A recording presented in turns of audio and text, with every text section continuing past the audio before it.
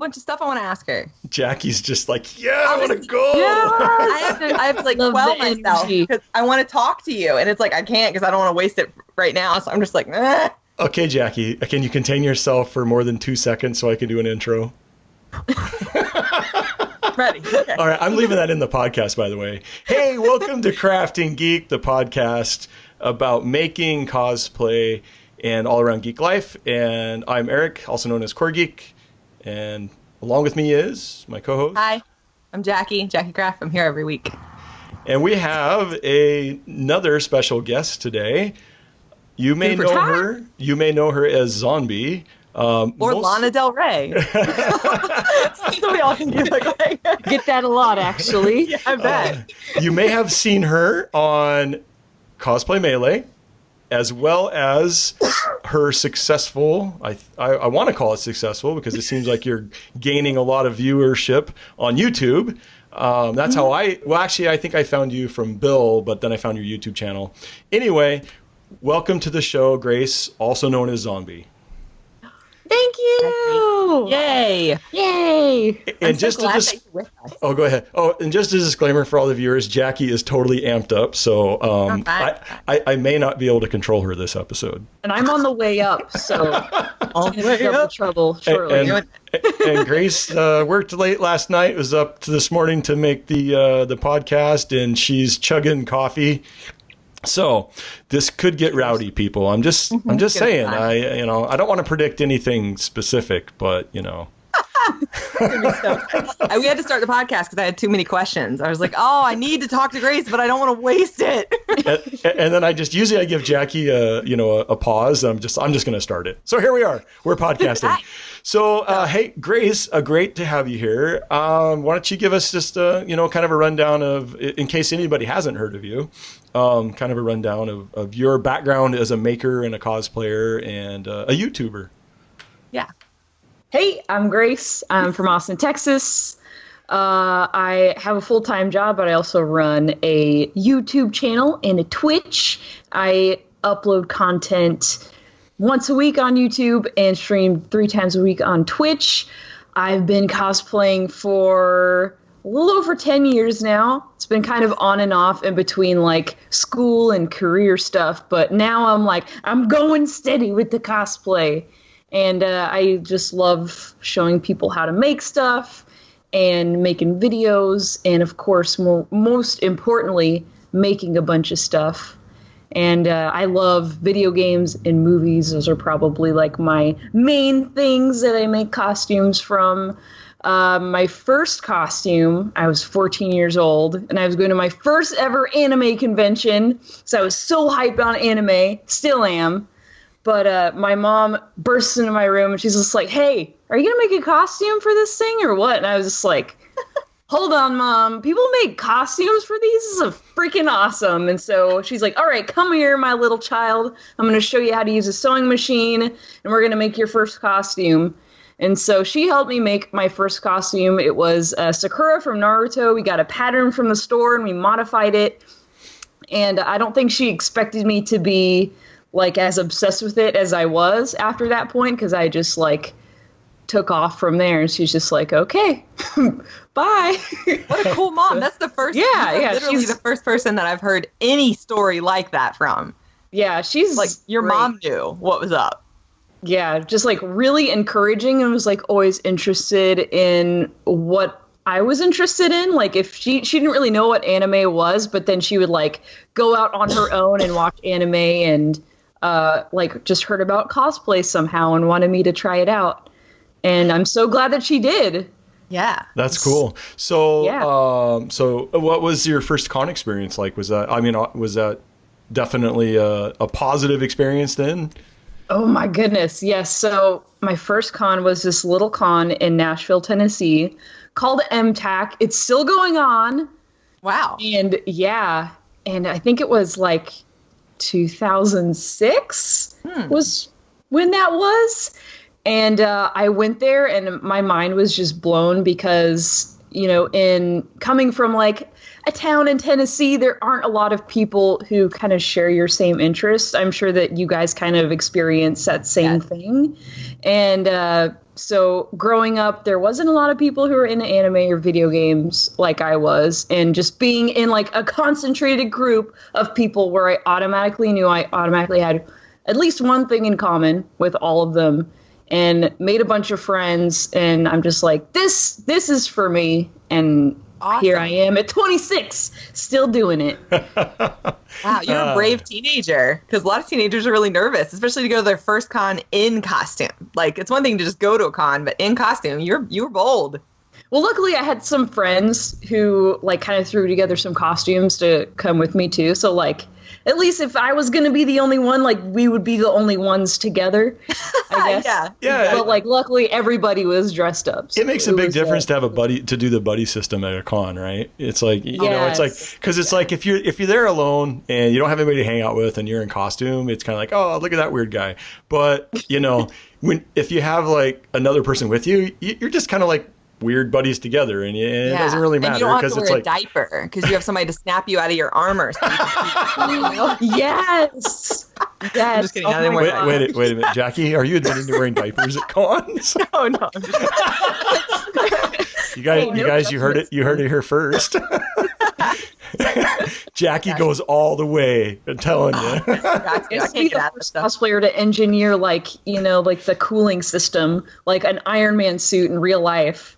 Oh, you know? I'd like a cooling system. So you cosplayed as a teenager. Was that like a yearly thing from then on, or did you kind of do it on and off? Or I mean, was it like boom, I'm hooked and I can't stop, or where did it go from there? It was. Yeah, so it was definitely like I'm hooked and I can't stop, but I'm also 14, so I'm super broke and I'm in school all the time. Like I made everything out of fleece.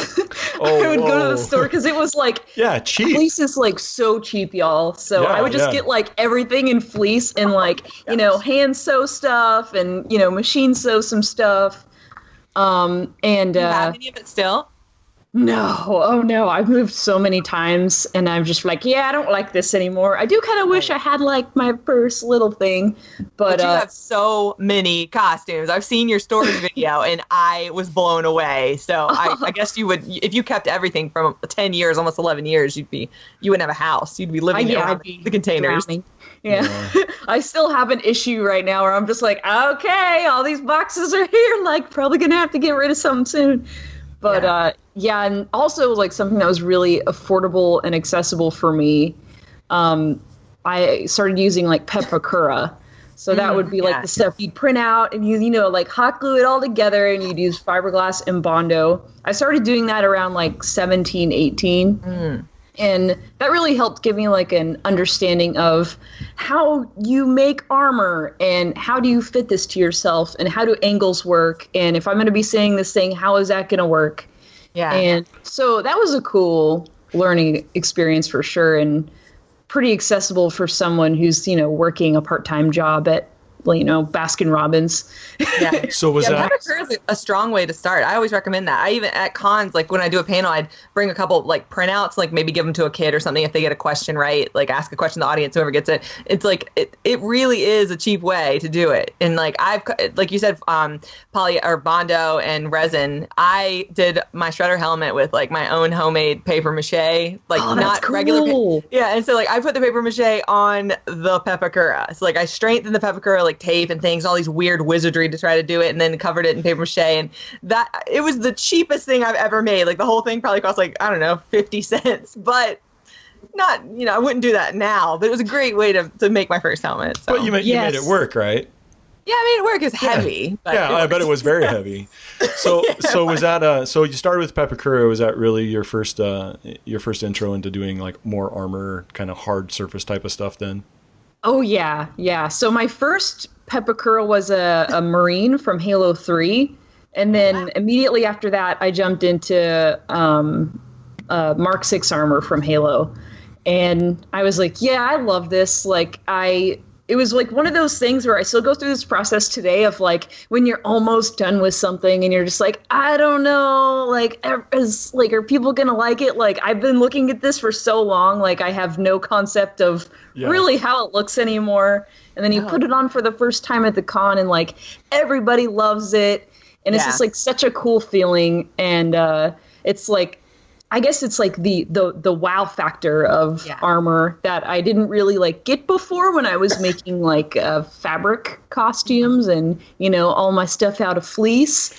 So it was like a really cool experience, and I just got hooked.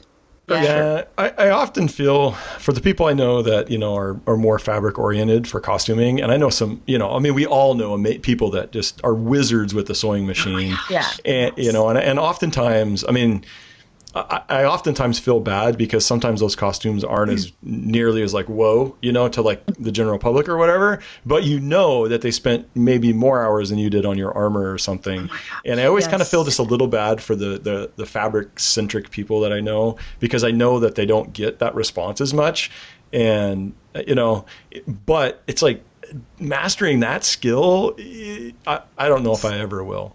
Because I don't know if I'll ever take the time. I don't know if I'll ever take the time, you know. Dude, and my friend Jen, Jen was on my episode, Grace, and we were just talking. She's sewing a Widowmaker, and I was like, oh man, you know, like I really want to like dye some fabric. She dyes all her own fabric, and she loves to dip dye and stuff. And I have so much dye, and just because I bought it, and I want to dye stuff, but most of my pieces don't really have anything. I haven't had a costume that I've needed to. And she's like, yeah, you don't do a lot of sewing stuff, and I was like, yeah. Well, I mean, I did my Alice, my Poison Ivy. I've sewn 5 Playboy Bunny bodysuit corsets. I have done lots, but no one ever saw it. Yeah, those are hard. And it was what I started with. And it was hard. It took a long time. So once I made my first set of armor, I was like, wow, I'm definitely doing more of this because I can produce more characters I love faster. And I live somewhere where there isn't a fabric store for 2 hours. So it is not easy for me to sew. So like I was thinking last night in bed when she said that to me, I was like, it definitely is because I can't go to the store. Because I look up fabrics and I'm like, I don't know if this is what I want. And I have so much stockpiled fabric, an entire bookcase full of fabrics stacked up. Goodness. And it's like just stuff that I got cheap, but it doesn't fit anything. It's like I may use it one day. So sewing requires being able to look at, like, hold fabrics, look at them, know how they're going to work. And it's not convenient for me. I can order foam really easily. Yeah, I totally agree. That, and just like, I feel that it's such a skill. Like, I feel like there are definitely a set of skills associated with, like, you know, for example, foam armor making, you know, and to be a seamstress, to like have that title, like there's just like so much terminology and so many techniques and like just like stuff that is just so far above my head. And like some of the techniques I'll know about and I'll be like, but I won't know the name. I'm like, oh yeah, the swoopy thread hand stitch thing. But like a whip stitch. Yeah. Yeah. Because you have to stop and research. You have to that's the one. Yeah. But just you have like to completely research. No, I hear what you're saying, Jackie. And actually, until you just mentioned that, I hadn't really thought about it in these terms. But when you're looking at like fabric, right? You have to find the fabric that you want. Yeah. Right? You don't create the fabric, because it's like when you're looking at like armor, it's like you use foam or warbler or some other material to make it look like another material. Whereas fabric, you have to start with the material you want. Yeah. You know, and I think that's a really big distinction in the two.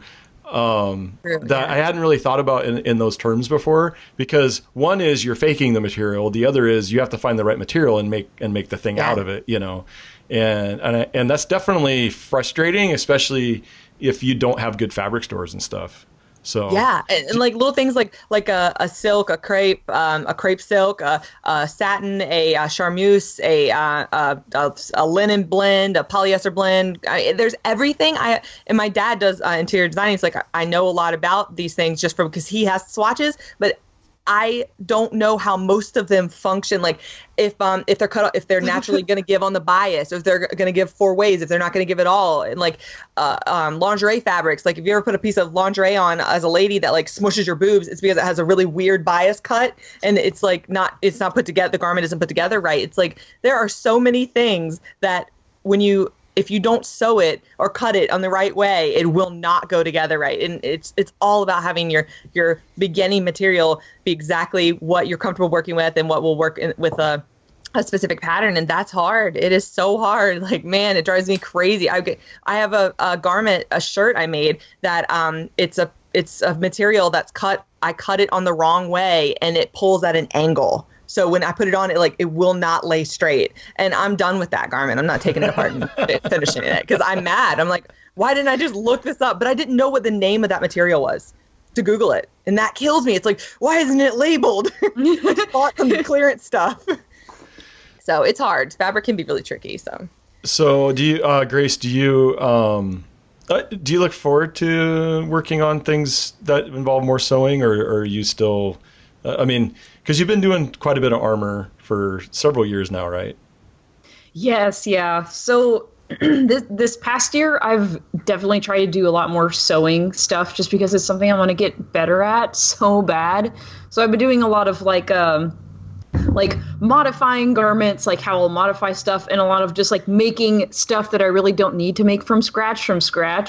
Like I made like a shirt that went under like my Jedi robes, and it's like, that's all covered. Like everything is covered, but I wanted like to try out like weird seams and, new stitches.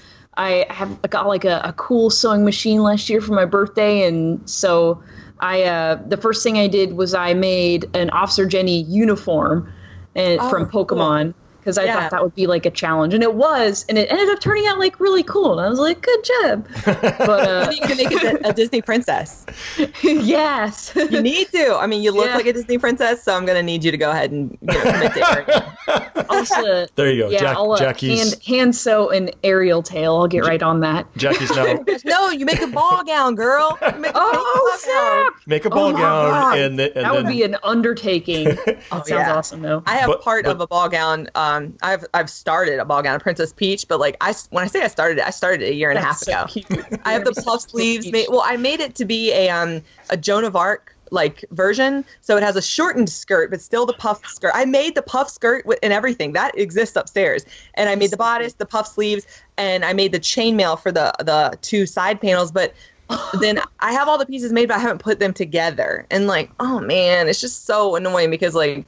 It's really hard to test it, to like try it on, because it doesn't, I don't know, like with foam, I can like tape it to myself or pull it to myself or quickly glue straps on and just test it out.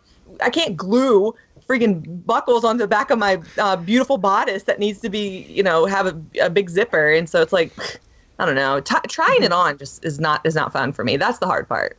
Oh, yes. Yeah. Like for me, like a lot of times, I'm sure like there's some seamstress out there like screaming, but oh gosh, I like almost made just made the entire thing, and I'm like, hope this fits, and it like miraculously did, but like sometimes it just like doesn't, and I guess that's the point of mock-ups. But I'm also like kind of too lazy to do mock-ups. I'm like, girl, I'm with you. Man, you mean I gotta make this costume twice? Get out of here. That's how I feel. And like I started with my very first piece was my steel boned corset for my Poison Ivy, and it's over the shoulder connecting full corset, and it was insane. It's got 4 layers thick because I used the wrong material, so it's like super strong now. But I of course everybody's like, you have to make a mock up for a corset. And I'm like, are you joking? I have to actually take the time to pin every single one of these panels and sew it together. And so the first time I did it, I sewed it all together. It didn't make the mock-up, and it did not fit. It was a nightmare. So I regretted not making the mock-up because I had to seam rip satin in that phrase. And man, I can't live like that. Like I can't make a bunch of stuff that takes a lot of mock-ups. It feels like prison. Jackie. Uh-oh. What? I'm sensing a pattern here. It's almost like the need for it's almost like the need for registration keys and molds. I know. I have this problem, Grace. Like I keep skipping steps. And then it punches me in the face. And when I say it punches me in the face, it knocks me out. And so everything I've done the last couple of days, I had to come to Jesus moment, and I was like, look, like Jackie, you've got to stop this. You're really just doing some things wrong in life. You're on a bad path. You're going to end up prison, craft prison. These are the first steps down a long, dark road. Yes, it is. And so like I had to rescue myself. So I finally started taking the right steps and taking my time. I put registration, all the molds that are sitting out here, all have registration keys, and I'm getting better. But man, it is hard to force myself out of these quick, because I like quick and dirty. And I feel like, I can make stuff quick, So. Well, yeah, I mean, that's always kind of a frustrating thing, right? With anything when you're building, it's like nobody wants to wait. I mean, it's like waiting. Well, it's like twofold, right? You want to continue, you want to keep pounding out this thing, and the other one is like, you know, it's like it's your time, and everything takes so much time, and you don't want to wait, and so it's real easy to rush things, and then you end up with fingerprints and paint jobs. Yeah. Oh my gosh. Peaks in your silicone because you can't not touch it, you know.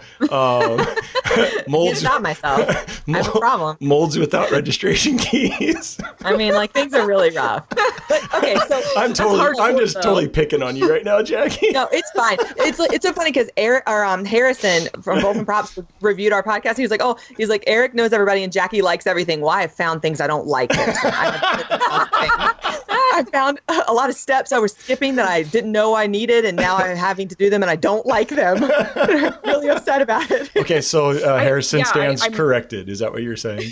Yep. Now I found things I don't like. I got to learn to like them, though. I'm forcing myself to like them. So. So Grace, you make a lot of things. I have been binging some of your videos, like while I'm crafting. I'll put a playlist on, and one of the ones I really enjoyed, since all three of us have a lot of ups and downs with crafting, I watch. Is it your boyfriend or fiance? It's my boyfriend. Okay, your boyfriend on that episode where he's showing off the stuff he made in your face and looking at him and letting him explain it. I really enjoyed that video. Oh, thanks. Oh, it was just such a treat. So I want to know how involved is he? Like, does he help you, or was that just like him trying to make his own stuff, or like is he your second set of hands for sanding, or does he, you know, like how involved is he with what you do?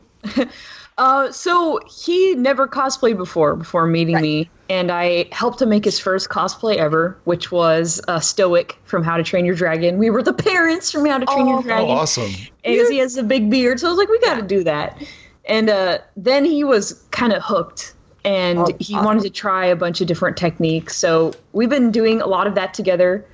He has a friend at work who's the art director for Rooster Teeth, and he's really experienced, and he's been helping him learn some stuff too. So that's really cool. He started Roadhog last September, and he's been kind of working on it on and off. He's definitely a busy guy. He streams and works and, you know, has to do all those adulty responsibilities. So the work has kind of slowed down on that recently, but his goal is to get that done in time for RTX, which is in July. As far as him helping me on anything, no. Yeah. I wish I had a second set of hands. You're forgetting one important thing, though. He makes delicious things for you to eat. Yes. Oh my gosh. Yes. He's the best cook. Because I've watched many of his streams, and he's always cooking something, and it's like, I want to eat that. Yes. Oh my gosh, that's amazing. Yes, he's an incredible cook. Yeah, that's true. I'm very lucky because I don't know if you guys do this. I am so guilty of this. I forget to eat. Like, I'll get up and be like, I got to work on that thing. It's like, yeah, I'm a little hungry, but like, not too bad. And it's like, it's 7 p.m. and I haven't eaten yet. And so he's just like, here's this wonderful plate of food. And I'm just like, Yeah. Yes. Dude, I did that so much. I'm like, how am I a fat person? I don't understand this because like, I'm not even eating that much. I had like almonds and cheese for dinner last night. It's like, dude, what's wrong with my body? It's like we know you're not eating, so we're just storing everything. But that's true. Yeah, I have the same problem. Like, I should be a stick person, but I'm not. Yeah, I definitely get on task and forget to eat, you know. And then I'll be like, oh man, I have a really bad headache, and I just feel I'm mad. And I'm like getting all hangry, and it's like, and my wife's like, well, you didn't eat lunch, and you kind of skipped dinner. Oh my gosh, it's 9 hours already. I was out here so long yesterday that I was covered in, I was just so nasty dirty. And I go inside and I hadn't eaten all day. I had half of a cup of oatmeal in the morning because I've been having oatmeal, trying to be a little bit healthier or whatever. And so I go inside and I'm like, it's 5 o'clock and I'm like, I'm not cut out for this. What did I get myself into? I don't understand. Like, I used to wear makeup and I used to be a girl and like, what happened? And I was ranting and I was furious. And I'm like, I can't, my nail polish is gone on 2 nails. I just painted them last night. And I had it up to here. And he's like, have you eaten anything? And I was like, oh, no. But I was like, there's no food in this house. There is food. And I'm just so mad. And I didn't want anything. And like, I felt bad because I haven't been to that hangry stage in a long time. And it was just everything at once was just like not a good idea. Life was like creating was not a good idea at that moment. So I just left you a shop. Snickers. Yeah, I need a Snickers, but it's so funny. But speaking of energy and amount of time, like the ability to even, when you just run out at the end of the day, how the heck do you make all those things and make all these videos? Like, what the heck? Yeah, you have infinite. I swear you have infinite energy. I'm just confused. I think you have a twin, Lana Del Rey. I'm still sick of that. Yeah, I wish. Like when you brought up like Adam helping, I was like, like ideas were formulating. It's like I could use him for saying yes. Oh my God. If you have someone that is willing to help, let me just tell you that when I say that I made a costume by myself, it's real, because it's pulling teeth to get someone to help me. And like my husband will help if he has sand juice, like give him a beer. That's what we call it, sand juice. Juice. So, like he'll do a little bit of sanding, but there's only a little bit of that'll work in my world. And then he's like, oh, I'm dirty. I don't want to get dirty anymore. And so that's the end of that. He'll hang out with me some though, but yeah. I like time manage probably to a fault. Like every minute of my day is scheduled pretty much. So I have 10-hour shifts at work, but I only work 4 days a week. So it's still 40 hours. But so not a lot gets done on those days, usually sleeping and sometimes some video editing. Or like if I have to put like a quick coat of paint on something, I can do that too. But I have 3 days off a week, and those are scheduled like to the minute pretty much. And I also have a weird schedule, so I'm kind of like up all night usually. And that kind of is good for getting stuff done, because you don't have like, you can't do errands because nothing's open, and you can't clean or do any adulty things around the house because like your significant other's sleeping. So I'm usually just like crafting, working on stuff. But as far as energy goes, like I just love this stuff so much, and being able to have a job that kind of like enables me to get the materials that I need. And if I can't like make something on my own, say like a complicated leather jacket, like it allows me to be able to get that piece, and that just like makes me more excited to like work on the crafty stuff that I gotta do. So I just I love it so much. Yeah. That's probably. Yeah, I used to feel that way too. Last week I loved it. This week I don't love it. So of all the costumes that you made or you've made videos of, what's your favorite? What's your favorite costume? Because I personally love your Junkrat, but I will say that when the first time I met you was at PAX. Do you remember? Yes, I do. Awesome? What character were you? What was I was from Fallout 4. I just had a T60 power armor. So you look. PAX was packed. I mean, obviously, it was more packed than any con I've ever been to. I was really shocked because it's so big, and there's not a lot of people in costume, and I'm in my dredge, and I round the corner, and there's like all these people around you, and you say something, you're like, you look awesome, and I was like, you look awesome. Only people dressed like that, and it's just like all these people are in all of you, and you look so cool, and I was like, Liz, who is that girl? And it was so fun because now full circle, here we are talking. It's such an interesting experience because you looked so cool, and you were working for a company, and I was like, this girl's so fancy. I like her. Oh my goodness, no, I wasn't even working for a company. You thought I did, though. That makes me feel good. I just brought it for fun. Background. Yeah. I was like, well, they should have hired you. Oh my gosh, they look so awesome over there, and I love that's how people are able to meet each other in this community. It's like, oh my god. And it's usually you don't connect at the con, or maybe sometimes you do, but usually you try to find a picture later, and then you go through their portfolio and you're like, holy crap, you make some really amazing stuff. And I know, I love that. I love meeting people. Yeah, Jackie stalked me for a year before we actually met. So that's really rude. Your wife is not going to like that. Oh my gosh, I apologize. No, we were good friends though. Eric's awesome. I'm just teasing. I think I actually started following Jackie first. So there's that. Yeah. Well, I knew who you were because of Bill's videos. Oh yeah. I used to see you in Bill's stuff, so I knew you guys were friends, and so I knew you there. Yeah. Well, what's your favorite costume, Grace? Oh my goodness. I know it's your one on Cosplay Melee. Oh, I'm just kidding. That's everyone's favorite version of their costume. while I was making it, I was like, oh, like I wish I could have done this a different way, or why did I do this? This was stupid. I maybe like other people thought that too while they were making their costumes, but as far as like what I've made videos for, I think that Junkrat kind of I guess gave me more confidence in how I did videos, just because I was able to I've started like breaking down videos by like, you know, how to plan a costume and like how to go shopping for a costume. And I think that gave me more confidence, just like talking about what I was doing. And people really like that. That was a popular one. That was a really popular one that you did, because it was a full it was like a full transformation. You were unrecognizable. Yeah. Awesome. And, you know, makeup and wig were probably like the most, like I put that on, I was like, I don't know about this costume, and I was like, oh, okay, hi. So, like, I think that's really usually cool. Like the last step where it like really clicks for me is like hair and makeup. So probably Junkrat's my favorite set of videos I've done so far. Do you know where Junkrat's treasure comes from? Treasure? Yeah. No. Oh, well, they just announced yesterday that they're going to say soon. We're going to find out. Oh, my gosh. I know. Man, and it may not be Junkrat's treasure, is what they said. And I was like, oh, all right. So I watched Jeff Kaplan. I think Kaplan is how you say his last name. Yeah, I think so. Q&A. Yeah. And then Genji. Your Genji video is actually on my watch later list. So that's I haven't had a chance to watch it yet either. So I started to watch it when I was doing my makeup, and then I was like, no, I'll watch it later, because I'll just be listening, and I don't want to just listen. I want to watch it. So I love that you love Overwatch.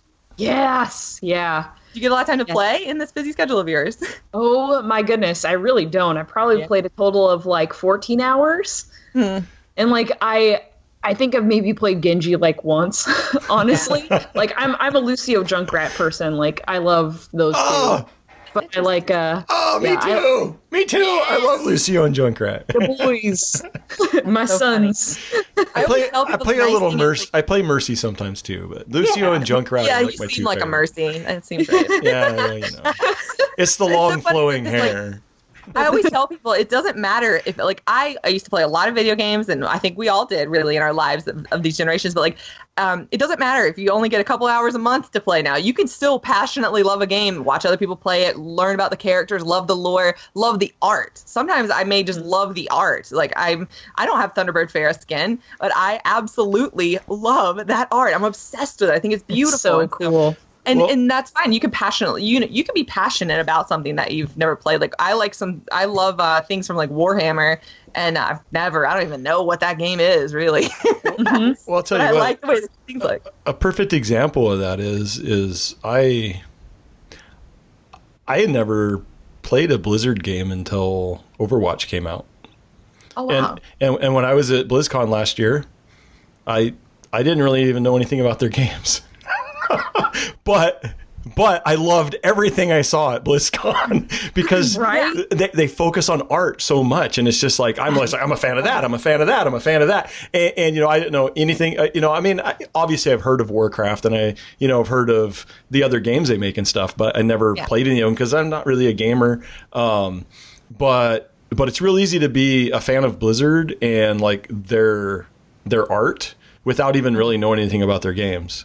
And then when Overwatch came out, it's like, hey, that might be a game I can play, because I'm just kind of old and not really good at video games, and doesn't matter. And I get it, and I'm not very good at it, but I do enjoy playing Overwatch a lot. Although I haven't been playing it because I'm busy doing other stuff. But you don't have to play a game to appreciate appreciate its artistic value, you know. And especially Blizzard games, because they just seem like one notch above as far as and for like their love for their community too.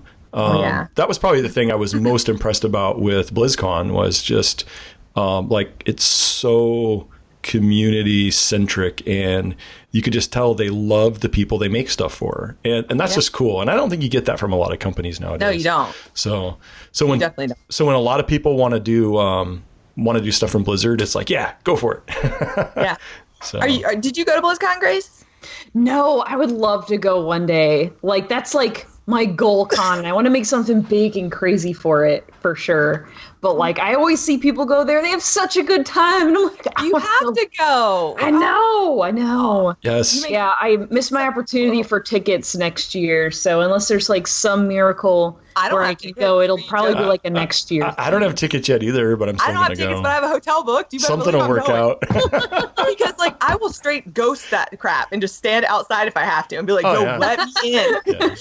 Like, it's funny because like a lot of people will hold on to them because they bought like 4 and they'll say they hope that they could sell it to a friend, or they have a friend that'll go, and then their friends back out, so they sell them. Yeah, there'll be a lot of tickets coming up for sale. There will be so many. The closer that it gets, especially like last year, I saw so many I couldn't believe it. I was like, dang, this is crazy, the amount of people that are selling them. And some of our like mutual friends that are employees and stuff will sell them. They'll have like friends and families, I guess, or whatever. Because I saw like even Rachel sold 1 or 2 last year, and so they definitely open up. Okay, cool. That's good to know. You won't have a problem. Yeah, I mean, I haven't done Dragon Con, so I can't really compare it, but because a lot of people ask, Dragon Con or BlizzCon, but to this date, BlizzCon's still the most fun I've ever had at any con, and I wasn't even in costume. I didn't even wear a costume. That's cool. You got to make it to Dragon Con one time, though. Yeah, for sure. I'm going this year. I definitely want to make it at least once. Did you apply to be a guest this year, or did you with the Cosplay Melee thing, Grace? No, I didn't.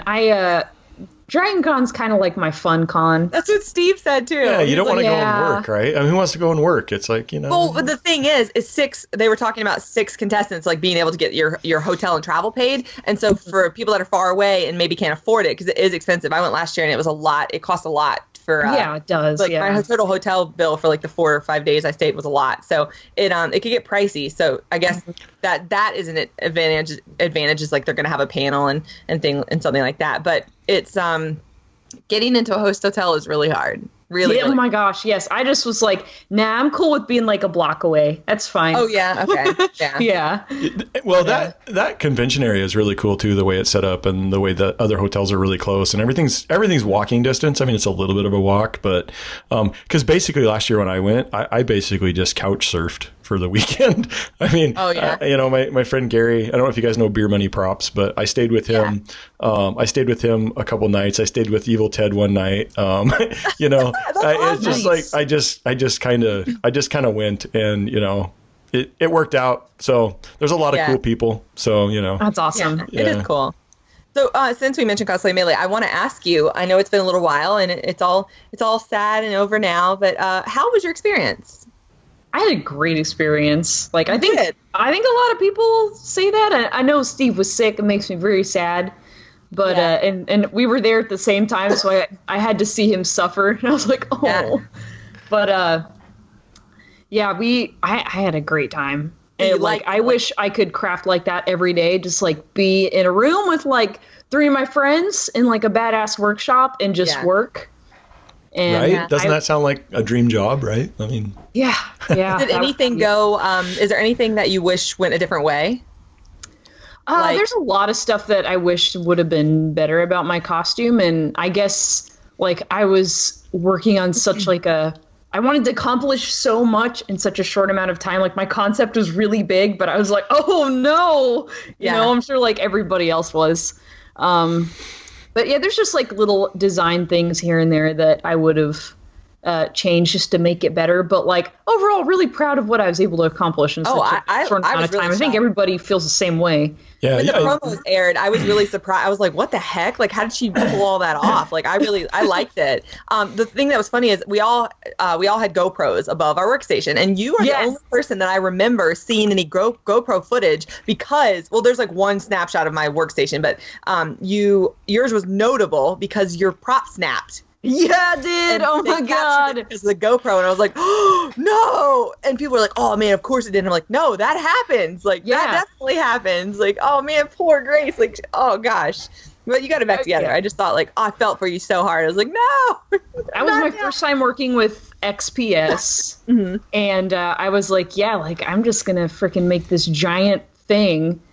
And, it had a little weak point there. Hadn't put my little dowel in yet, and it snapped right as the judge. That was real. Like the judges were coming in, and it fucking snapped. And I was like, oh no. Yeah. The worst. The timing of that was just so. They were just like super cool about it. They were just like, "Yeah, I didn't get you Dallin yet, did you?" I was like, "Nope." But they were just like, you could tell that. I mean, they weren't like that kind of stuff happens like all the time. So they're like, "Yeah, okay." Like they didn't seem too concerned about me. Would you do it again? That felt like good. Would you do competition reality TV again?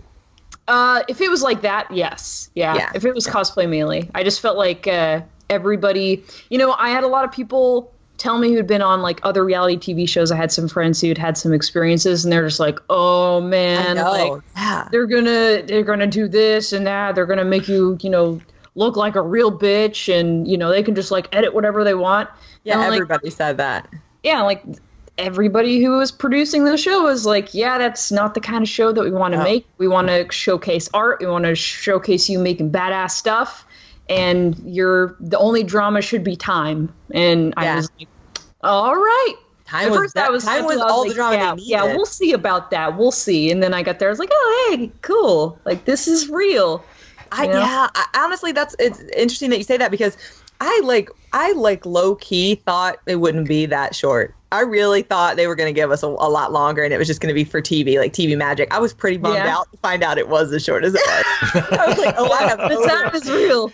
Like, wait. If I'd have finished my concept the way that it was, like it would have taken me a lot longer. Or I mean, it would have taken a couple. Like they in our interviews when they sit down and like ask us things, she's like, "What could you do with another hour?" And I'm like, "A lot. Can I?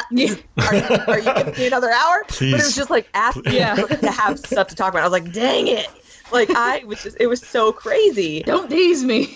I know, I hate it so much. It was just, it was definitely a crazy experience. But I wish that, I wish more people had cable. I was really bummed because a lot of people, like in our community and stuff, they do not have cable TV. I don't have cable. Yeah, like I don't either. Like 2008. Maybe like 1 or 2% of people that follow me have cable. I think that's a real estimate. I'm not even kidding because I can think of one. My friend Lisa has it, and that's crazy to me. A lot of people have like that stream TV network, Slice or something. I don't know what it's called, but it's a bummer. It's a bummer that more people didn't have cable because that's what it depends on. And so whether or not it continues to go on. I mean, obviously they've reached out and are doing casting, but it needs those numbers. I followed the numbers religiously. I looked them up every day on the ratings to see like where we ranked. And it was weird to see, can I just say this out loud? Like, I'm sorry if there's any, like, I know this is not hurting your feelings. I really like John Cena and like Hulk Hogan was like a childhood hero, but like wrestling crushed us every night. Oh yeah, of course. Wrestling would be number one of all ratings. Like for scripted reality. Wrestling's huge. I couldn't believe it at the very tippy top in the tens of millions. Like, it'd be like 10 million, it would say. And I was like, get out of here. We can't get any viewers. Like, we can't get anybody. And those people clearly like costumes because they like wrestling, so they would have watched it. We're sitting on a different night. You see where I'm going with this? Next season, we just all have to fight each other. There you go. Cosplay Melee. Then we do. Finally. They put us on right before wrestling, and they promo us on the wrestling channel, right? There you go. That's what you do. Cross promotion. We bring them over. I mean, have you seen like Ric Flair and like nature blowing stuff? Like, gosh, people like costumes. There we go. Yep. So we should have done a WWE themed episode. We'd be great. Oh, what is wrong? Why did that happen? Oh man, I don't know. I'm crazy. But anyways, so what's your next costume that you're making? What are you working on costume wise? Yeah. Well, is Genji completely done? Genji's done. Okay. Genji's all done. Yeah, final video just got released for that Tuesday. And now moving on to Guardians of the Galaxy, because I am on a huge Guardians of the Galaxy kick right now. Yeah. I've seen Volume 2 twice. And I would like go and see it right after this if I could. So have you seen it yet, Jackie? Gender no, I haven't. Yeah. Well, okay, you can leave so Grace and I can talk about it. No, I won't get to see it for like a year. No Are you kidding? Unless they're going to air it on my television, I'm not leaving this room for a couple more weeks. So you can spoil it for me. I'm stuck here. Okay, I'm sorry, I interrupted you. So what are you going to be working on from Guardians? What character from Guardians? Yeah. Think Peter Quill, Star-Lord. Oh, awesome. I'm going to do like a gender bend version. Very cool. Yeah, from Volume 2. And that's my plan. My plan is like, this will be like a comfortable costume, but it never ends up this way. Yeah. But like, I think that it is achievable. Yeah, I want to wears... like the chest rig jetpack thing that kind of shows up at the beginning of the movie. It was in the trailers too. So I want to do that and maybe work on some soft, challenging, sewy things. Yeah. How long do you think that'll take you to, like, on average, what do your costumes take you? Like, what do you spend, a week, 2 weeks? Usually I can get like a costume done is if I'm not filming it, if I'm not editing any videos, if I'm not streaming, I can usually get a more complicated costume done in about 2 weeks in between work and other adulty responsibilities. But if I'm streaming it and I'm filming it and I'm editing videos for it, it usually takes me about a month because that like really extends the time for everything. So since you've been doing this for so long, what's the most amount of, how many costumes have you made in a year? What's the most amount? I think last year I made 12 costumes, including the costume from Cosplay Melee. Holy cow. So many costumes. I could die. Yeah. I really like pushing myself. I don't think I'm going to make that number this year unless some miracle happens. Just because streaming has like slowed everything down a lot. It's a blast, but it definitely makes the process last a bit longer. Yeah. But yeah, I definitely find that too when I stream. It definitely slows things down. So, but it's also fun too because you're not alone. You're not alone. Yeah. It is like being in a room with a bunch of makers. Yeah, yeah. You have your whole chat full of people talking to you and asking you questions and talking about stuff and it definitely adds another aspect to crafting, and you don't feel like you're just stuck in your own cave. Yeah. But taking the time to answer and chat and stuff definitely slows you down. So you've been you've been streaming for a couple months now. Has it been that long or? Yeah, I've started end of February. Okay, yeah. Well, it's been longer. It's been longer than I remember. Wow, that's cool. Yeah. Do you have a schedule? What's your schedule? So I have a rotating schedule at work, so I kind of like move my schedule around every other month. Right now, it's Friday, Saturday, Sunday, 5:30 p.m. CST. So that's cool. Okay, so that's a good time for me. You're like an evening streamer. I wonder if I follow you because I look for people all the time. And so like the other night, I mean, I'm out here a lot, like late, and so I always have like West Coast people to watch. So I'm gonna have to follow you so I can have some entertainment. Yay! And lots of screaming and squealing and cursing and yelling at spiders. Oh, so there's spiders, much fun to be had. Yeah, there's spiders. Some spray for spiders, some peppermint oil, so I could spray. Because it's like in the I got spoiled because in the winter there was no spiders. So like all my foam rolls and everything were all fine. And now I go to grab one, there's like a spider inside of the foam roll, and like I am not having that. Like that is not compatible. No. I hate them. It just wants to be your friend, Jackie. It just wants to be your friend. We just want to eat all the other bugs. Yeah. My friends said that no, they can't come in here. The friends would be outside. I'm so upset. You leave the spiders to eat the other bugs, and the snakes come in because I found a snake in my house the other day, and I was like, "Oh, hell to the no! This is uncool." I have a snake in the yard. We get a lot of like garden snakes, but there's this white cat that literally true story. I don't know why I would make this up, but I was walking outside, white snake right here by the door, eating one of those snakes. White cat was just eating snake. And I was like, dang, cat. Like, it's a small snake. But I was really surprised that it was just chowing down. It had the paw on it. It was like ripping. And it's my neighbor's cat. And like, it's a normal cat, I think. So I don't know. Yeah, cat, find it like in their bed later or something as a gift. Crazy. Yeah, we had a cat when I was growing up that would hunt snakes too. So they do. Yeah. I've seen like rodents and stuff that they'll like bring back. We don't have a lot of mice here, but it's crazy because my shop is relatively new. Like it was finished. I guess it was finished last year. My life, everything runs together. I have no concept. I have no real concept of time anymore. I'm not sure that time exists the way that we think it does. It's all running together. And especially when you're in a shop, like it's like an alternate dimension that just sucks away time. Yeah. All my days feel the same right now too, so I have to distinguish an event to like split them up. Like, what did I do that day? Oh yeah, I did that, or I broke that, or I stabbed myself with that. So it's true. I stabbed myself with a screwdriver straight through my thumb the other day, like trying to open my my mother mold. It was great. So like who would think a screwdriver would be so sharp? And I was like, But the weirdest thing about having the shop now is as the seasons are changing, I'm getting used to new things. And this is crazy, but we just put a patio right out here. And my spraying section, I've got like a nice table out there for spraying. Well, I didn't realize that the trees above it are these berries that the birds love. Yeah. And all my stuff had crap on it. Oh, no. I got a piece over here that like it had crap on it, and like where the crap is cracked the paint. Like it's all like it looks like a dried up oasis, like cracked dirt.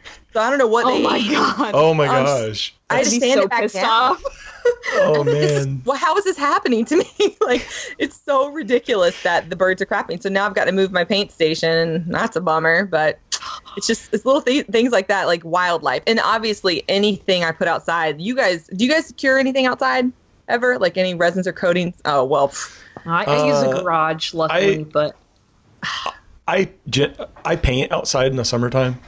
Okay. Usually. Well, so. I like to put my XTC outside because the heat speeds it up. The sun, so it'll cure really fast. The problem is, and shellac. Problem is, bugs love it. Yeah. And all my stuff has little gnats. Yes, they love it so much. And it's all my stuff, like, you wouldn't know this, but, like, I'm wearing bugs all the time. I'm wearing bugs underneath the paint. Sanded down little, skeletons of little buggies. And just, I don't know, man. It's just things like that. It's a slow learning process. I'll have, like, a nice smooth coat, and then I go out there and I'm like, wow. This is really That's a great. good thing to know with XCC, though. I'm planning on using that for my next project. And yes. There's a lot of bugs in my garage, so. Oh yeah. Well, the shellac is worse because it's like naturally occurring resin that's like with alcohol or whatever. Yeah. But they love XCC. My shredder is all XCC coated, the entire costume, and it all was set out in the summertime, and it cured fast. Lightning fast, like, because it was it was 95 degrees outside in July when I was putting it on, and it was amazing. So I got spoiled with that, and then I went on in the winter to use it and was like, oh, this is a nightmare. Like, I hate it. At 40 degrees, no, it's gonna take forever to cure. But the summer is just awesome. This time of year is great. You can work on it in like an hour and a half or something. It's amazing. So you heard her, cosplayers, use that stuff. Use it right now. Yeah. With so you said you're planning on using XTC. What? Yeah. Is that on? Using it with Warbler? Or are you doing some 3D printing, or what's your plan there? Or do you want to use it, but you're not sure what? I'm just curious. I've heard people using it on foam. Is that a thing? Yeah. That's probably how I'd use it, because I love that finish. Like, I've seen your stuff that you use with XCC, and I'm just like, wow, like that's such a nice shiny finish. I love it. So Jackie, because you've used both, I haven't. How does it compare to Epsilon Pro?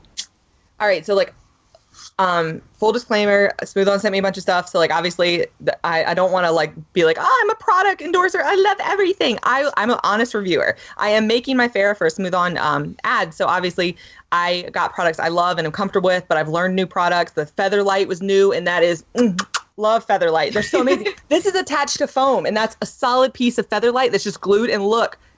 That's cool. It stays. Like, it's amazing. Sorry for those that aren't watching. This is glued to a piece of foam, but it's awesome. It's so lightweight. I'm really enjoying that. Lots of other products too, but the Epsilon Pro, here's the deal for me, guys, is like, I'm going to tell you something, but I'm going to show, you should watch this. We get a show and tell. Sorry, audio viewers, but we'll describe it very well for you. That's right. Here's the thing: is automotive primer is like my or a gray primer is like my go-to right before I paint stuff. So here's a problem: XCC, yes, it will crack. Yes, it will crack when you bend it and stuff. But like, Epsilon is intended for flexibility and for foam. But for those of you that do tune into this, oh no, I'm still experiencing cracks with one coat. Oh, is it? No. That's Epsilon. That's Epsilon. Yeah, you got to use more than one coat. Okay. That's funny that you say that, because my crotch piece had 3 coats and it's still cracked. Yeah, I wouldn't use it on a crotch piece. Okay, but that's the thing is like no, but it cracked on like the edges. It wrinkled. And this is something that doesn't really flex. So I don't know. I mean, here's my thing about it. It's on the Farrah chest piece. My advice to you is, it does say put it on thick and use lots of coats, but like, here's my real talk advice. This is what I do. I put it on in a nice thin coat to start, and because it sags. I have a message in my inbox right now on Instagram that's like, I'm getting all these like wave-like ripples and stuff. Oh, honey, I get them too. And it does not, it's not a self-laminating resin like XCC. XCC it will cure smooth to the touch. Epsilon does have more flexibility, yes, and I guess, keep building it up until you get it more flexible. I mean, I have it on pieces that it just depends on the type of flex, like what Eric said about the crotch. So here's the thing. At the end of putting it on, I use a sponge because that puts it on smoother, and then I use my gloved hand and I massage it on. I straight up smooth it the whole way, like the way you're smoothing like stuff on your face. I use my gloved hand and smooth it all over the whole thing. And those moments are like the closest, or those methods are like the closest to getting it smooth. Like I've got shoulders over there that have it on there, and it's glossy like XTC. Perfect. And those are flexing. Those aren't cracking because they're flexing like just one direction. But it's I love XTC, man. I have to say, like it's tried and true for me. I have it on flexing pieces, and the cracking is so minimal that it doesn't really bother me. I just love it. See, I find that really interesting since XTC is not really made for flexible stuff. So that's why I was asking, because I haven't used it, and I know a lot of people have been using it. But I would think that it would be the other way. But who knows? Well, and they're kind of similar in consistency too. So yeah. Well, the goop, like the XC or the Epsilon, I guess the catalyst part is like goopy. Yeah. Or is that the non-catalyst? I don't know which one it is, but one is like a paste, like a goopy part, and it's not like two liquids together, so it's a little bit harder for me to mix it. Oh, that's Epsilon Pro's that way. Epsilon Pro. Sorry. Oh, I should have been saying that all along. Yeah. Sorry for those. Right. That's my bad, because Epsilon is definitely different. Like, Epsilon, I would just say is, obviously you guys, a lot of you have used it, is more like XCC in the rigidity, but XCC still just stomps it, dude. XCC is hands down one of the coolest things I've ever used, and I'll never stop using it. And I recommend it. Like one little trial kit is just, it could last so long. It's crazy. Yeah. Like, cool. And Epsilon, both Pro and regular Epsilon is the same way. A trial kit will go a really long ways. You don't need to buy a gallon of it. Unless you're building like 4 suits of armor, you'll never go through a gallon of Epsilon. Yeah, and don't, because it is shelf sensitive. It expires, right? Yeah, it expires. And I told Eric earlier, I used some that was old and it didn't cure.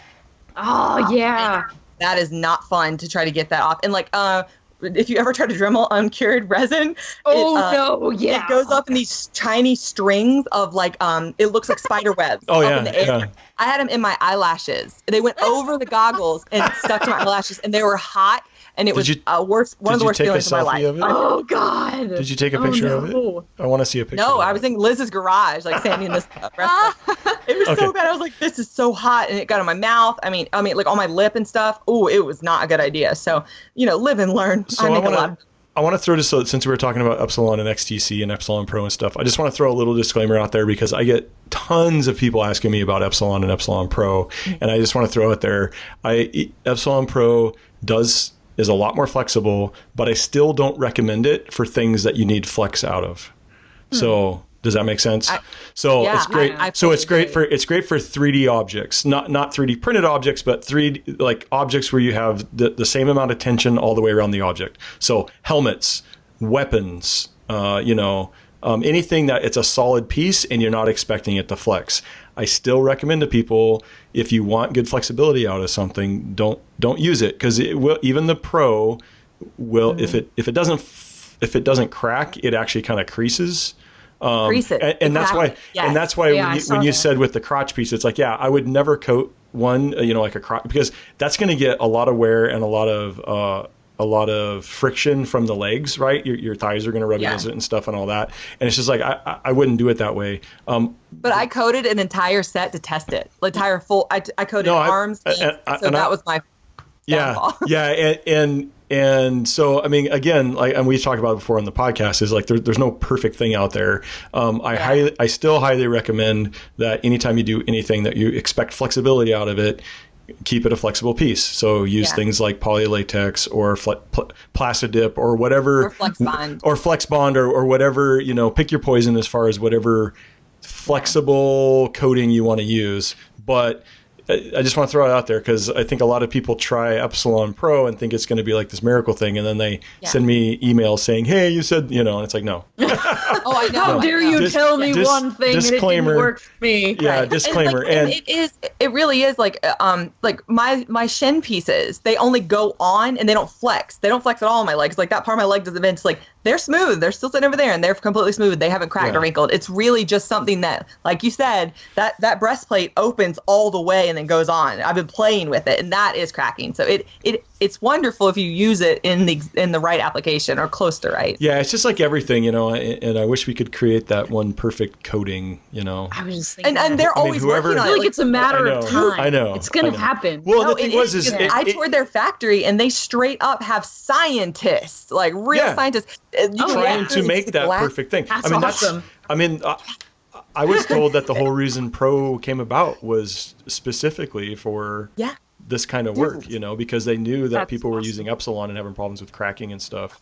And Sympact was a thing that was sort of used in costumes too. Yeah. So, it's like companies like Smooth On that are connected to the community, the Jackie and I both work with them in partnership and stuff. And with your crotch. and they're, they're looking to what people are making, and they want to make better things, and they want people to have products that work. So show us your flexi I will. there. And they want you to tag, like use the hashtags, and they want to look at your stuff. They are looking at your stuff like nonstop. They are working on cosplay stuff right now. That's the whole reason why I'm doing this. And I have documented so many little tutorials, and every time I post something, I try to post like, here's the pros and cons, here's the way I've used it, here's why I've used it, because I used a lot of that stuff long before I worked with them. So I want people to know how user-friendly it is. This new line is their semi-rigid plastic, and those of you that are watching, it's my back piece for my Farah, and I tinted it white. So cool. And it's a nice smooth mold, and it's crazy flexible. But it's insane. That's not silicone, right? This is liquid plastic. So this is their urethane plastic. Yeah. This is Smoothcast 45D, 47D, I think. Oh gosh, numbers are hard. Have you painted that? Have you tried painting it yet? Yes, I have a painted piece over there, a hand piece, and I also have the painted Sympact, all paint fine. No problems at all. I'm really surprised. Yeah, just acrylics. I actually I used regular acrylics, and I bought a whole bunch of Angela's leather paint. Works awesome too, as you'd expect it would. All my feathers are getting airbrushed with it. It doesn't crack at all. It is so amazing. The Angelas in this Smoothcast series are like best friends. So I'm really happy about this. I even tried to coat foam with it. So I have a little like thing I'm working on that I'm trying to see if I can, because it goes into like the pores of the foam really well, like a sealer. So I was thinking if I did like a little like made a propped a little hand piece up and like poured it on and let it drip down, it would make a cool thing just to see. It's not a practical foam coating, but maybe they could make it practical. Maybe they could take whatever formula this is and make it some kind of cool foam coating, because it is so crazy flexible. And I sanded a piece. What? It's sandable? My hand. Yeah, because it's inside. Because it's resin. Rad. It's resin. It's not silicone. So it's amazing to me the flexibility that they're getting out of that. Of being that's insane. It's so much fun. I'm like, when I pulled this, I was like, oh my gosh, this is incredible. My butt is gonna be so comfortable. Like it's just so thin and so lightweight and just fun. So Grace, I know you do a lot of, you've worked with Worbla and foam. Is there a material that you enjoy working with the most? Yeah.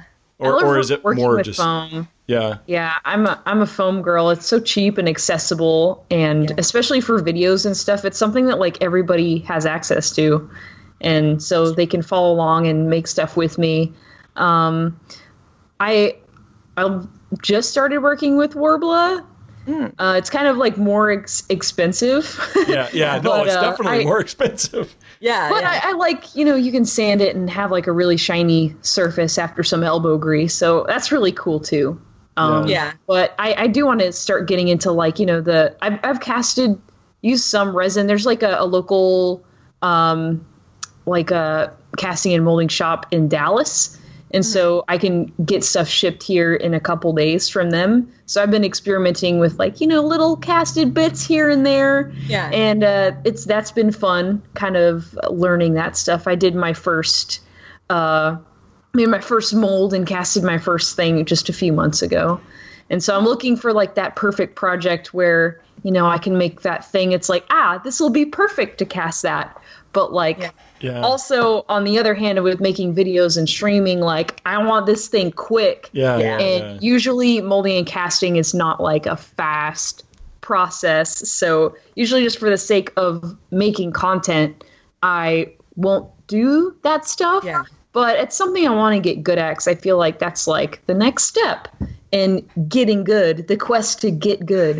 So, well, it definitely pushes you as a maker, and sure. And it opens up possibilities too, because it's like a good example for me is the Yato sword that I made. It's like this crazy sword from Fire Emblem, and it has like this chain, you know, these chain teeth that go all the way around it, right? Well, there's 48 of those teeth on that thing, right? And it's like perfect opportunity. You know, it's like I'm not gonna.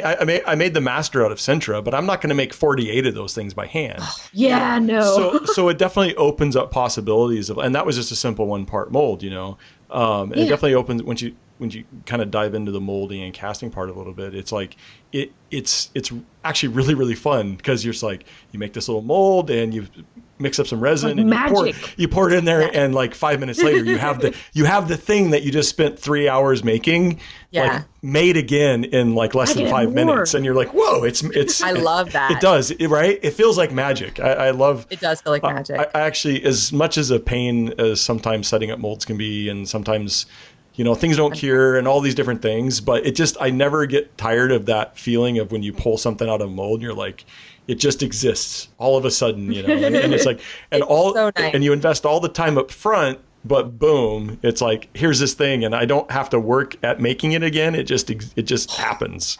That is such a fun feeling. I like, my brother got a mold that's from the 1970s. It's a duck decoy mold, and it's got some tears, and like he can't. I told him, I was like, if you want to keep that, don't use it anymore. It's gonna die. Like, they die. I'm surprised you still have it. So he's like, well, can we, you know, remold the other duck decoys and make more? And I'm like, yeah, dude.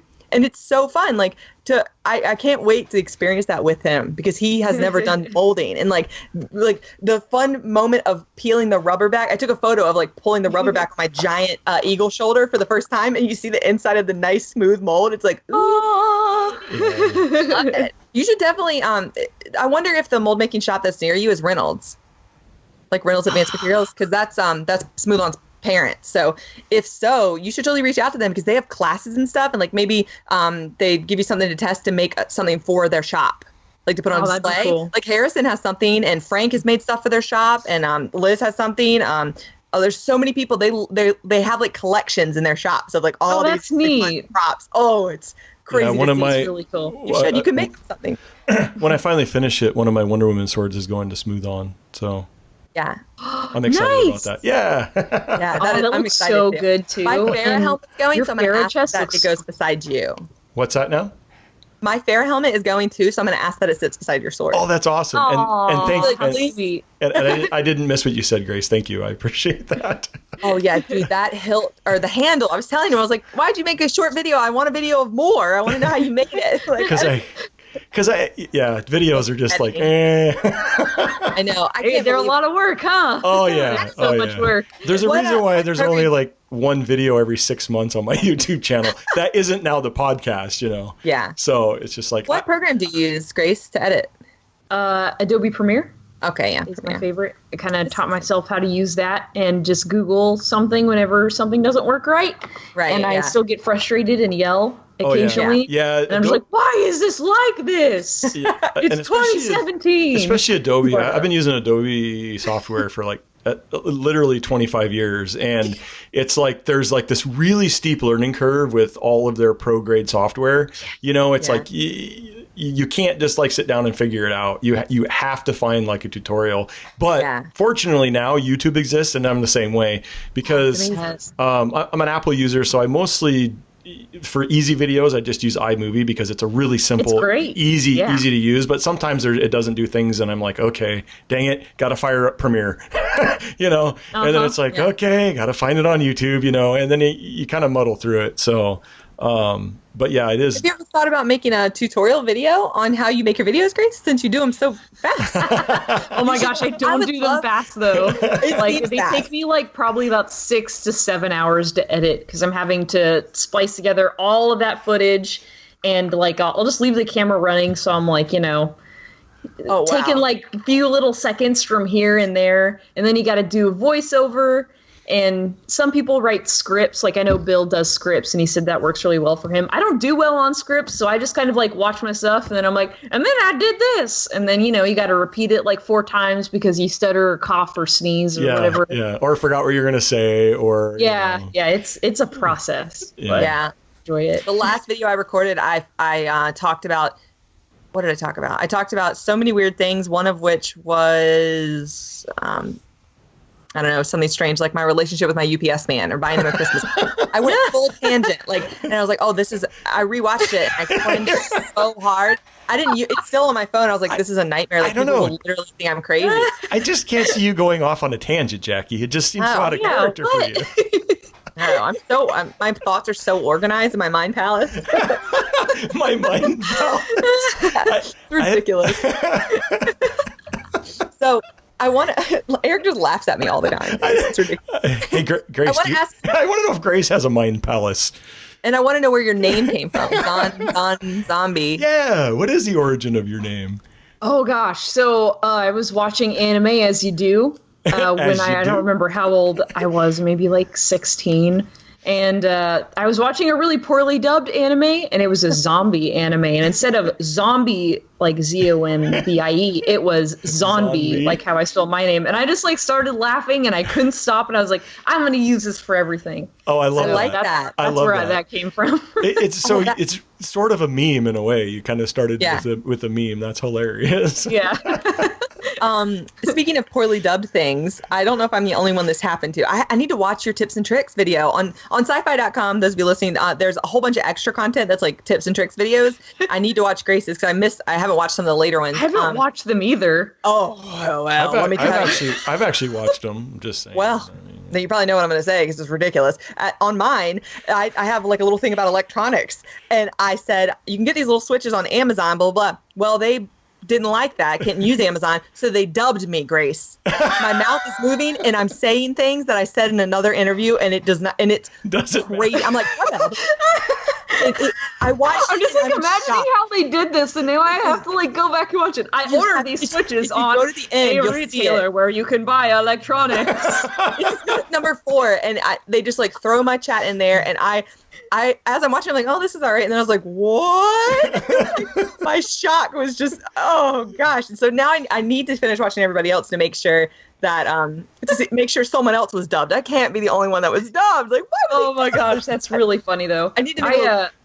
I remember watching a show like MasterChef, and they would seem just like really short when they were asking them questions, just like rah, and I was like, gosh, they're so pissed off. What the heck? And then I'm like, it's because they're so focused because they were asking me those questions. Like, I remember like being kind of like, moving around, doing my thing. I was so focused in the zone. A bomb could have gone off right behind me. I wouldn't have noticed. Oh my gosh. And they just like had to ask me the same questions over and over again. And they're just like, are you mad? What's going on? I'm like, I'm not mad. I'm just focused. Okay. Oh my gosh. So I hope I don't come off like that in those. No, like, I thought you were. Oh, not at all. No, You came off. You were wonderful, and I loved it. I love your like double denim outfit. I just liked how you look, man. Like you're just so like you're denimed up. Like you just look so cute. Queen of denim. I'm wearing denim right now.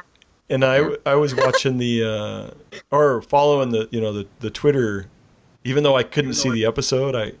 Since my friend Alicia also was on your. Or no, wait. Was she on the same as the episode as you? She was. Yeah. Okay. I'm starting to get them all confused. Anyway, I was curious what people thought of the show, so I was following the Twitter, even though I couldn't watch the show when it premiered, and hands down, I mean, Twitter just loved you. So. Yeah, they did. Yeah, they were just like, they're just like, yeah. So you definitely won. They definitely portrayed you in a great light. So. I think they did that for everybody. Yeah. No. Yeah. Definitely. I'm really grateful for that. Yeah. Without a doubt, they didn't. I didn't feel like they definitely didn't feel the need to like have like the the drama, the dissenter, or whatever you want to call it, the bitch. I felt like whatever, it's just there are certain things though that like bummed me out. Like they would hype things up and then it would be like, oh really, that's how it happened. Like I get TV obviously, and I'm not, this is no real criticism, this is just like my thoughts.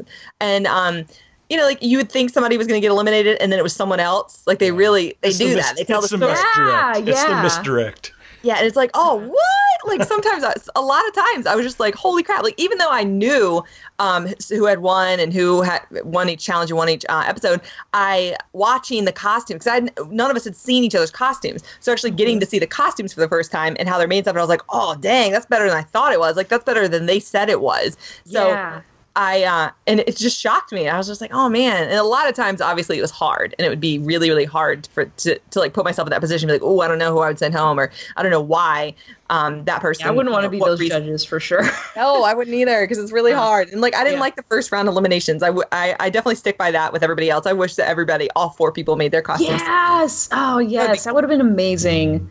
Like, or at least give them like maybe a disadvantage or something. Yeah. At least they still get to make something, because why not? More costumes are better, right? So. Exactly. It was a lot of fun to watch. Thinking about your costume from the show, is that something you'd ever want to revisit again, or is it just like you're done and I've thought about maybe remaking it, but I don't think so. Like I think that's done. Yeah, I get that. Laris lives on Cosplay Melee. She can stay there. Yeah. I got other stuff to do, but it was fun to make her. I totally get that. Because I want to remake mine though. Do you really? That's so funny. Because I'm going. I plan to. All I've done. You just want to make the shoulders right. I want to redeem myself, to my fans. I want to be like, look, I'm sorry that would happen. Like, here's what it's meant to look like. But my thing is, in Grace, I know you had LASIK, but you had LASIK. Did you have it after or before the show? I can't remember. Just before. Okay, just before. So I had it a few months before. And one of my complaints on Twitter, they're like, oh, she's a White Walker, but she didn't wear blue contacts. I couldn't wear contacts, guys. Yeah, same. I don't want to be like to explain it all, and I can't explain it to thousands of people. So it's what it is. But I was so bummed because that would have helped. Yeah. It's like, dang it, why didn't I get LASIK the year before? But I thought about that with you. I was like, she couldn't have worn them either. So no. I wanted to. I was just like, give them to me, and then I was like, on second thought, no, I don't probably not. I just I'm done. I don't want to like tear off my retinas. Yeah, just being able to see, it's kind of important, especially for life. Yeah, but it made your quality of life better on the show, didn't it? Like not having to worry about contacts and glasses. Like I feel like crafting without them has changed my life. Like yes, I don't know how Bill and cosplay so much easier. Yeah, just like because you're. Whether you wear goggles or not, like that dust still like irritates you, and You're right. I have those suction DeWalt goggles that like suction on, and I have such like deliciously large cheeks that my cheeks when I smile or laugh, which I laugh at myself a lot, because you would too if you witness the way I craft. So I pop the goggles off, and dust gets there. It comes up the nose cavity and stuff, and I'm just like, man, this is a nightmare. So it's like in general, not having to have glasses or contacts are a nightmare. They always got dirty, so I try to wear glasses, and then double fogging up kind of problems, which Barbasol, that shaving cream, if you clean your stuff with that, it takes the fogging away. Huh. The ability to fog away. That's a cool trick that I don't have to worry about anymore. Ha! I know. Oh yeah. Well, if it happens on your goggles, like I get hot. Oh yeah. I wish that I could get around that though with like a respirator and the enclosed goggles. Does that happen to you guys? Do you guys fog up? Oh yeah. Like, I need to get the Barbasol just. In fact, I oftentimes don't wear eye protection when I know I should. And I've done that for years because I get hot really easy. I'm like I have a hot run. I run hot temperature, and the second I put a mask on my face, I instantly sweat instantly. And the second I put a pair of goggles or glasses on, even like the sealed kind, they just get all messy and gross. And then it's just, I don't want to get into it. It's just disgusting. I can tell that doesn't happen to Grace. Oh, you guys. I just wear like the regular like DeWalt glasses, not like the suction on ones or like the cool goggles or anything. So I haven't really experienced that, just to make sure that like shrapnel doesn't fly into my eyeball. I mean, if I'm using like a table saw, then I will put them on. But you know, a lot of times with sanding and stuff, you know, especially if you're using like a sander, it just throws dust all over the place, and you'd rather not have it in your eyes. I usually just skip it because I just can't deal with the crap. So, but I bought one of those full face shields, like the plastic things, because I thought like maybe I won't fog this up, but I'm just such a heavy fog up too? Sure. It super fogs up. Jackie, like I think Harrison or somebody I saw was using it, like maybe on their stream or something. So a glasses wearer, and I was like, oh, it's a great idea, but like I guess he's not that heavy of a breather. Like, try using I'm a mouth breather for sure. Try using Rain-X.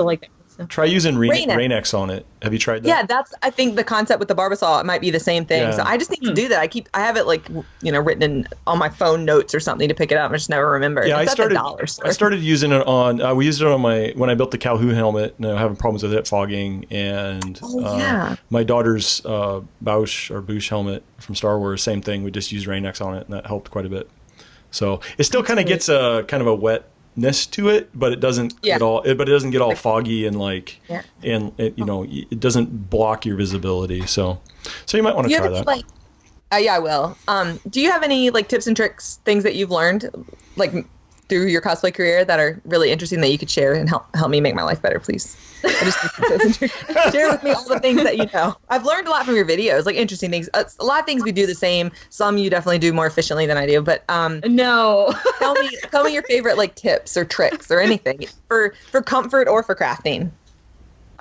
Well, usually the advice that I give to people is not so much like physical as much as like materials and stuff like that. It's more like attitude. I know it sounds really cheesy, but like it's okay to mess up. It's okay to have to make something more than once. It's okay to trash something you don't like. Be patient. If you get frustrated, it's okay to put things down, take a break. Don't be too hard on yourself. It's probably the most important thing.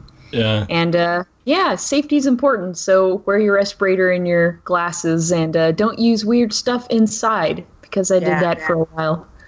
Yeah. And we've all made that mistake. The main things, and also YouTube is amazing. So if you want to make something, you type in what you want to make, and stuff will pop up. And even if it's not something exactly what you're making, you're gonna learn something by watching other people do something similar. So get at it. Who were some of the first people you discovered when you were learning? Well, no, I can't even ask you that because you've been. Yeah, it wasn't. I mean, it wasn't around. Yeah, but I mean, nowadays I love Evil Ted, Bill Duran. Mm-hmm. I like this guy called Coregeek. He's pretty cool. He makes some cool videos. Yeah, and there's more and more makers out there, but it's kind of like a young market, I would argue. Like there are, of course, people who've been doing it for a long time, but not a lot of people who upload tutorial videos frequently. Not on a regular basis. So, you're right. Yeah, you're stand out to me. You always are on my recommended. I was telling Bill, I'm like, Bill, how come you don't pop up on my recommended? And he told me a couple weeks ago he was like working on some of his tags, and now I'm seeing that he's popping up on my recommended, which is very interesting because that's based on your view history. You are always there. I'm subbed to you, but you still come up on my recommended, which is different than your subs because I got all well, good. Glad I'm doing something right then. I thought that was fun, and I was like, Grace, I noticed that you're regular. You're so frequent. Like I like that. I like people that are consistently doing that's my brother. I don't know what he wanted. He just opened it up and closed it. That's interesting. But I just like, I don't know. I like consistency. I get really sad when I run out of videos to watch. Like really sad. Because I'm always in here. I need content. Come on, Grace. More. Yeah. I would love one day to be able to do 2 videos a week. That's like pie in the sky, like perfect world. But I'm already doing so much. That's a lot of content. If it's not your if it's not your full-time job, that's a lot of content. Yeah, and Bill's like, you got to do those 2 videos. That's the trick. That's the trick to getting all the subs and the views. And I'm just like, how would I do that right now? Oh my God! Right though, because I've watched his growth, and it's stupendous. That's a 25-cent word. It is stupendous, guys. It is. Like, it's insane. I don't understand it, and he definitely does have it down to an art, but. I don't know. His advice, especially if for you guys who stream out there, if you can download your streams or record your streams as you're doing it, and then you can do a voiceover of that later. Or he even mentions, like, you know, he'll have like lines that he does on stream, and if he messes up his lines, he'll like say it over again, and so he can edit it into like a nice little video. And but that takes a lot of time too. Yeah, it does. Rewatching your actual recording, I stop there. I get like about 5 minutes into rewatching myself, and I'm like, oh, this is the cringe machine. Like, I can't do it. Wait. That's a great title for a YouTube channel, Cringe Machine. I think you need to just do that niche right there, you know, just make the cringiest how-to videos.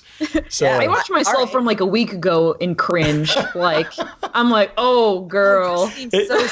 You're like, the way I describe the way that you talking about it is velvet. You're like velvet. It just feels so smooth. Like, you and Bill are both really good at it. Your voiceovers are just so smooth. I don't know. I enjoy it. It's nice. I wish I had a little bit of that talent. Oh, you're so nice. It's not talent though. Like, you go back and watch my first video, dude. Like, it is. If you want to see Cringe Machine, the first video that should be uploaded on the Cringe Machine would be my first video. That's on my channel. It's me in my Mark 6 armor, which was like my full like entire set of armor that I did, and I was just like, hey, and I'm like using some weird voice, and like my hair is all swoopy. It's like Jimmy Neutron hair. Oh, I'm excited. And it's a show, but it takes practice. It took me a long time to get comfortable doing voiceover. It does take a while, and I'm still when I actually sit down and do like an edited video and stuff, I still feel very uncomfortable talking to the camera. And I mean, I'm great in a setting like this because it's just kind of relaxed. But for some reason, the second I start recording, I get all stiff and I get weird, and my voice changes, and it's just like, okay, yeah. I have a few cringy videos out there too. Yeah. Have you ever thought about putting a picture of somebody behind the camera? Does that work? I thought about that. I was like, maybe I'll talk to like George Washington. Of someone in their underwear, as they say. Yeah. I see you. Okay.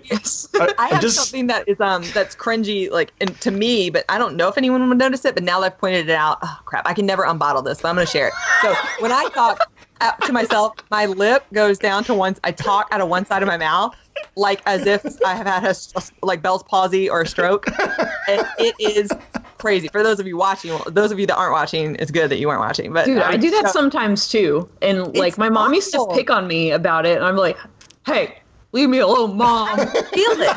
And I rewatch it. This is why I need like a mirror to put behind it so I can watch myself while I'm filming. Or I bought a really nice camera for vlogging, and it has a flip screen. So there you go. I use that too. Yeah, that was the key for me. See, I need to use that more, but I have to stare at myself. It's crazy to fix that lip thing until I get comfortable, and it doesn't happen on the podcast. I don't understand it. Why do I have Bell's palsy when I try to make a video?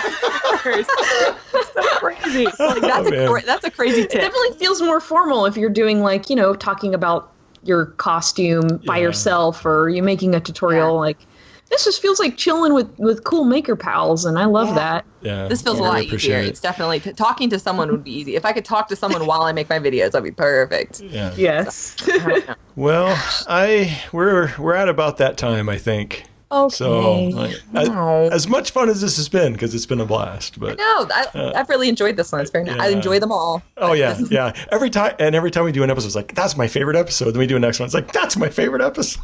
Oh, that's so cool. Yeah, it's been. I love watching these. So thank you guys so much for making these. Like, it really does. It makes crafting go by so quick. I'll put one on, and I know that, you know, for the next hour and a half, 2 hours, like, my time's gonna be awesome. So thank you. I really appreciate that. I feel the same about your videos. Yeah, exactly. Thanks. Yeah. I love you. We're cycling through each other entertainment. Yeah, we're all creating content for each other. So I love it. Is there any?